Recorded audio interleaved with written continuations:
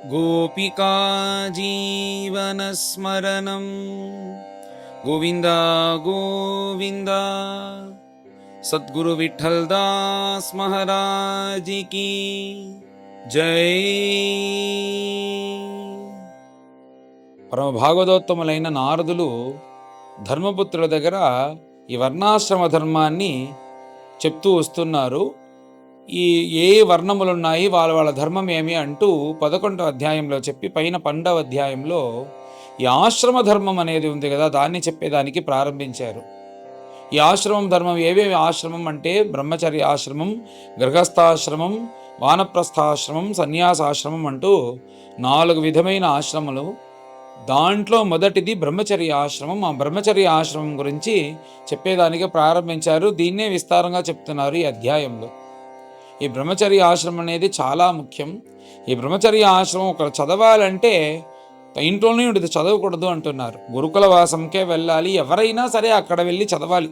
అప్పుడే ఆ చదువు యొక్క మహిమ, తర్వాత గురు శుశ్రూష చేసి వాళ్ళకి సేవ చేసి చదివే మనకు ఇంకా కూడా క్షేమంనిస్తుంది, శ్రేయస్సునిస్తుంది అంటూ చెప్తున్నారు. అందుకే సూర్యవంశ రాజులందరూ చూస్తున్నారంటే భూమండలాన్నే పరిపాలించే చక్రవర్తులు, కానీ వాళ్ళ కొడుకుల్ని వశిష్ఠుడి యొక్క ఆశ్రమానికి వెళ్ళి అక్కడ వెళ్ళి ఆవులను మేయటం, తర్వాత గురు శుశ్రూష చేయటం అంటూ చేసే వాళ్ళు విద్యలన్నీ నేర్చుకున్నారు. ఇలా నేర్చుకోవాలి అంటూ చెప్పి పైన నారదులు ఎలా ఉండాలి అంటూ అబ్బాయిని అడిగేటప్పుడు ఆ గురు ఒక దాసుడిలాగా చూడాలంట. అతన్ని కూర్చోబెట్టి రాకుమారుల్లా కూర్చోబెట్టి అతనికి భోగభోగ్యాలు ఇచ్చినాడంటే అతను చదవడు. అందుకోసం ఒక దాసుల్లానే చూడాలి. అతని దాసులా గురు చెప్పే పనులంతా శ్రద్ధగా చేయాలి. తర్వాత భోజనాలపైన వీటన్నిటిపైన ఎక్కువ ధ్యాస ఉండకూడదు. తర్వాత భోజనం ఎలా చేయాలి అంటే ఇప్పుడు ఎలా పాఠశాల అనేది అక్కడక్కడ పాకం చేస్తుంటారు, ఆ భోజనాలు అవి తీసుకొచ్చి వాళ్ళు భోజనం చేస్తారు కదా, అలా కాదు, అలా చేయకూడదంట. ఈ భోజనం ఎలా చేయాలి అంటే భిక్ష తీసుకొని భోజనం చేయాలి అంటున్నారు. ఈ భిక్ష తీసుకునే అనే ధర్మం అనేది ఇద్దరికే చెప్పబడినది. ఎవరి ఇద్దరు అంటే బ్రహ్మచర్య ఆశ్రమంలో ఉండే బిడ్డలు, తర్వాత సన్యాసి మాత్రమే భిక్ష తీసుకోవచ్చు.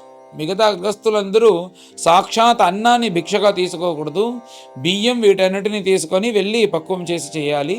సాక్షాత్ అన్నాన్నే భిక్షగా తీసుకునే ఒక ధర్మం ఆ బ్రహ్మచారికి సన్యాసికి మాత్రమే ఉంది అని పెద్దలు అంటారు. అలాగా అగ్రహారం ఆ చోట్లో వెళ్ళి అన్న భిక్ష తీసుకొని దాన్ని తీసుకెళ్ళి గురు దగ్గర ఇవ్వాలి. గురువు ఎంత ఇస్తే దాన్ని తినాలి, తినేసిన తర్వాత వెళ్ళిపోవాలి. నాకు ఇంత ఇచ్చారు అంత ఇచ్చారు ఏ విచారము ఉండకూడదు. నీకు గురువు ఎంత అనుగ్రహిస్తే అంత భోజనం చేసి ఆ భోజనం పైన ధ్యాస పెట్టకుండా నీ మనస్సు అనేది చదువుపైనే ఉండి చక్కగా చదువుకొని ఇలాంటి విషయాలు ఏది మనసులో ఎదుగుకుండా ఇంద్రియములన్నీ నువ్వు నీ యొక్క కంట్రోల్లో పెట్టుకొని చదవాలి అంటున్నారు. ఎందుకంటే గొప్ప విషయాలు మనం భగవంతుని వెళ్ళి చేరుకోవాలి అనే ఈ విషయాలన్నీ చిన్నప్పటి నుంచే మనం వచ్చి మనస్సుతో ఇలా అభ్యాసం చేసుకోవాలి అంటూ ఇక్కడ నారదులు ఈ బ్రహ్మచర్య ఆశ్రమం గురించి చెప్తూ వచ్చారు.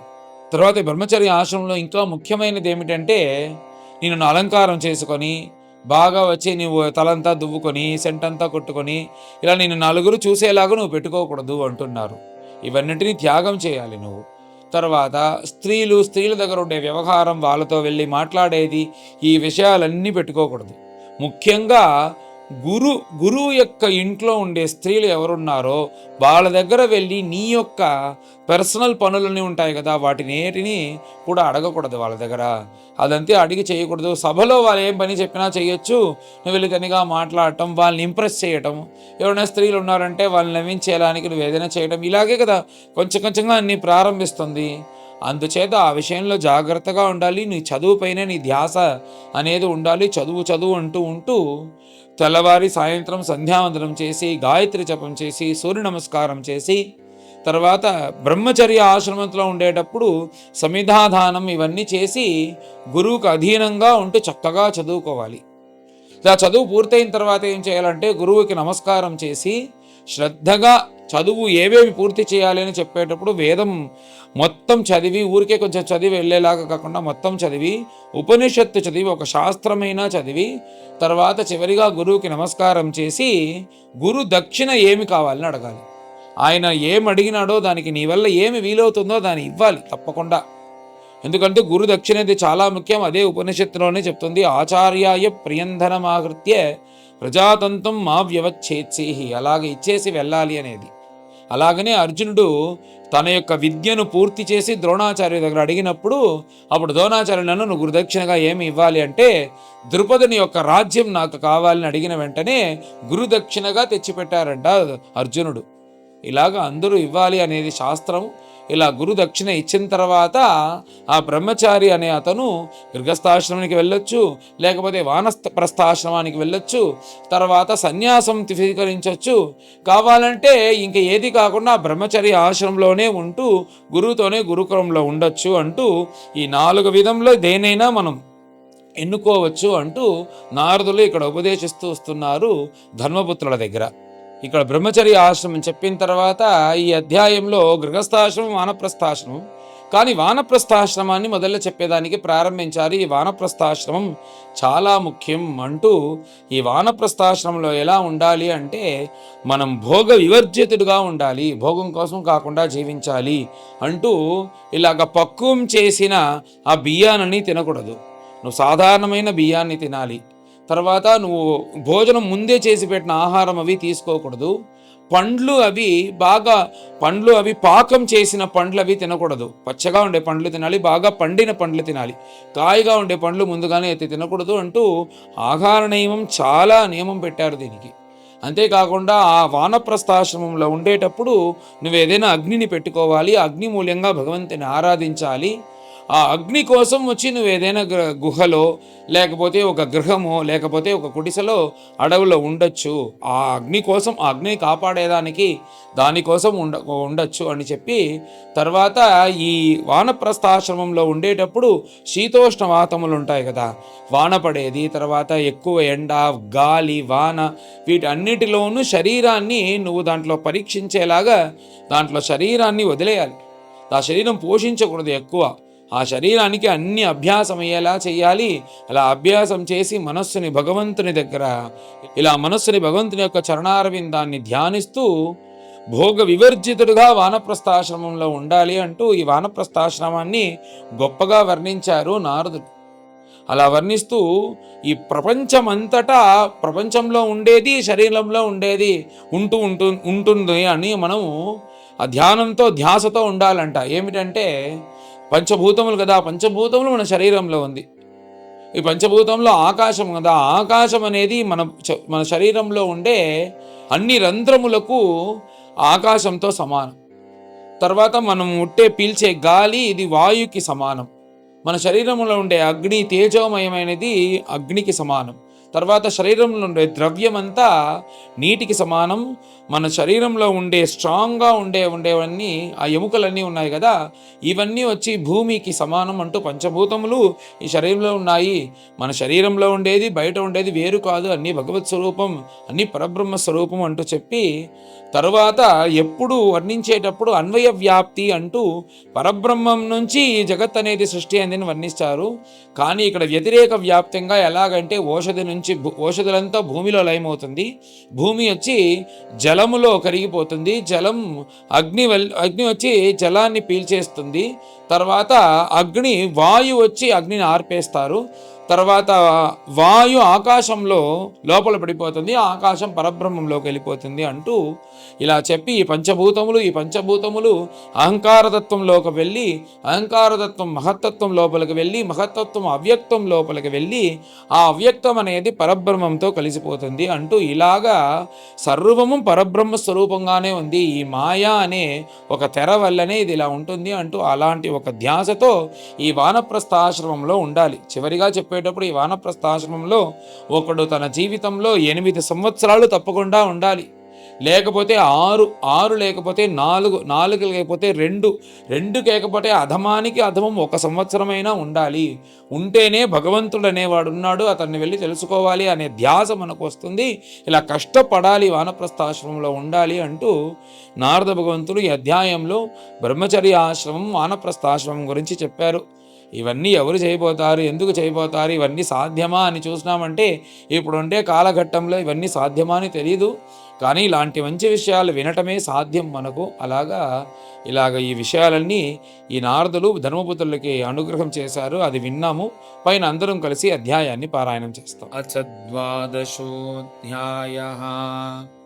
నారదోవాచ.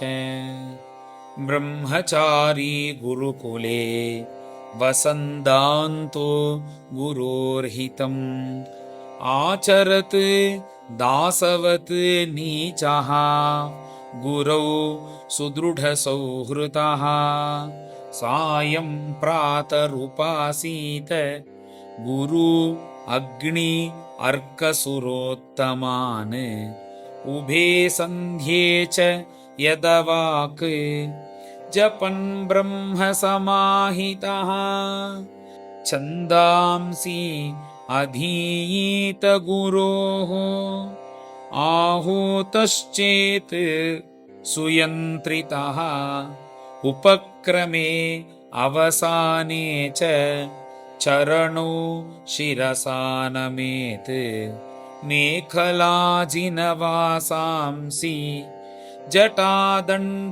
జటాదండకమండలోన్ బిభ్రయాత్ ఉపవీతం చ దర్భపాణిః యథోదితం సాయం ప్రాతః చరేత్ భైక్షం గురవే తన్నివేదయేత్ భుంజీత యద్యనుజ్ఞాతః నో చేత్ ఉపవసేత్ క్వచిత్ సుశీలః మితభుక్ దక్షః శ్రద్ధధానో జితేంద్రియః యావదర్థం వ్యవహరేత్ స్త్రీషు స్త్రీనిర్జితేషు చ వర్జయేత్ ప్రమదాగాథాం అగృహస్థో బృహద్వ్రతః ఇంద్రియాణి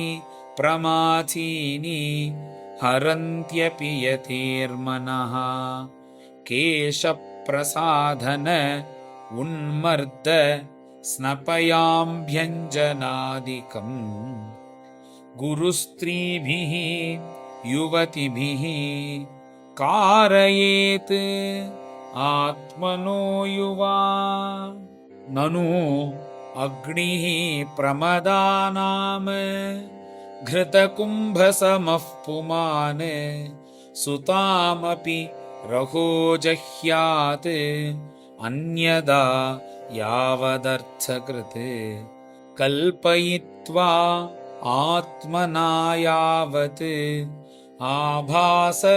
ఆభాసమిదమీశ్వరః ద్వైతం తావత్ న విరమేత్ తతో హ్యస్య విపర్యయః ఏతత్సర్వం గృహస్థస్య సమామ్నాతం యతేరపి గురువృత్తిః వికల్పేన గృహస్థస్యర్తుగామినః అంజన అభ్యంజన ఉన్మర్ద స్త్యవలేఖామిషం మధు స్రగ్గంధలేపాలంకారాన్ త్యజేయుః ఏ ధృతౌ వ్రతాః ఉషిత్వా ఏవం గురుకులే ద్విజోధీత్య అవబుధ్య చ త్రయీం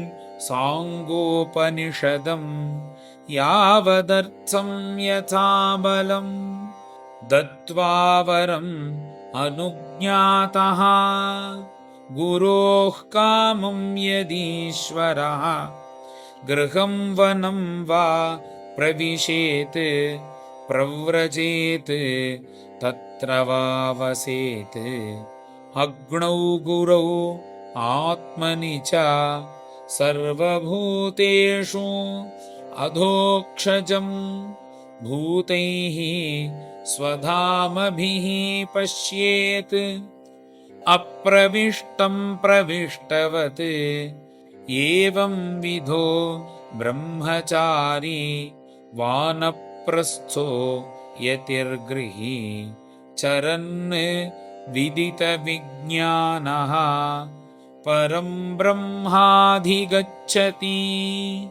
वानप्रस्थस्य वक्ष्यामि नियमान् मुनिसम्मतान् यानातिष्ठन् मुनिर्गच्छेत् ऋषिर्लोकमिहाञ्जसा न कृष्टपच्यम् अश्नीयात् अकृष्टं चापि अकालतः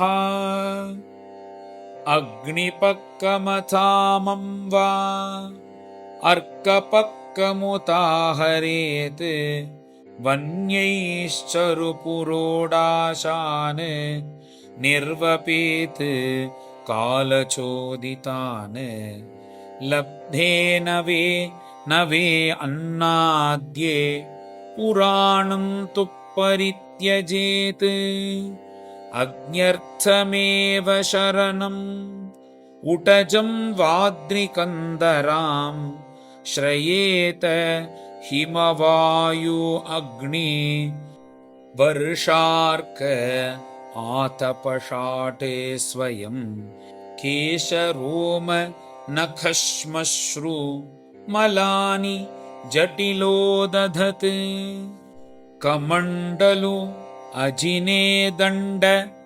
वल्कलाग्निपरिच्छदान् चरेद्वने द्वादशाब्दान् अष्टौ वा चतुरो मुनिः द्वावेकं वा यथा बुद्धिः न विपद्येत कृच्छ्रतः यदा कल्पः स्वक्रियायां व्याधिभिः जरया अथवा आन्वीक्षिक्यां वा विद्यायां कुर्यात् अनशनादिकम् आत्मनि अग्नीन् समारोप्य सन्न्यस्याहं ममात्मतां कारणेषु न्यसेत् सम्यक् संघातं तु यथार्हतः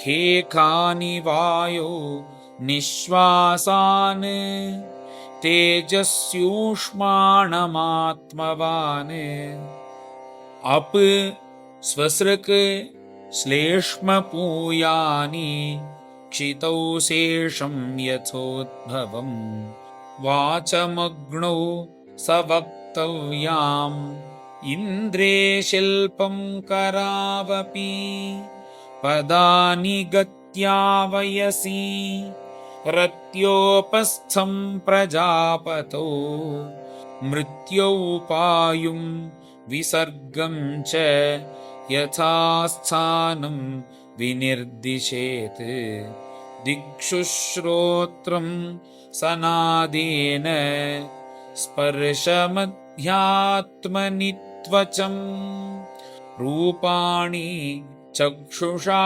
राजन् ज्योतिष्यभिनिवेशयेत् अप्सु प्रचेतसा जिह्वां घ्रेयैः घ्राणं क्षितौ न्यसेत् मनोरथैश्चन्द्रे बुद्धिं बोध्यैः कवौ परे कर्माणि अध्यात्मना रुद्रे यदहं ममता क्रिया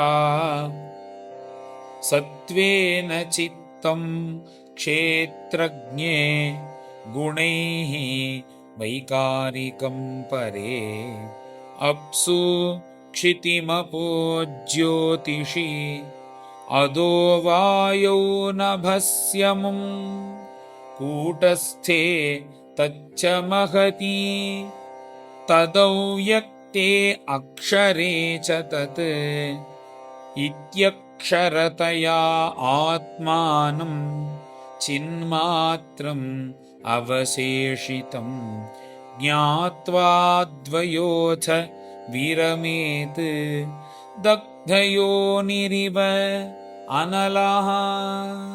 श्रीहरये नमः। श्रीहरये नमः। इति श्रीमद्भागवते महापुराणे पारमहंस्यां संहितायां सप्तमस्कन्धे युधिष्ठिरनारदसंवादे सदाचारनिर्णयो नाम द्वादशोऽध्यायः। गोपिका जीवनस्मरणं गोविन्द गोविन्द। सद्गुरु विठ्ठल दास महाराज की जय।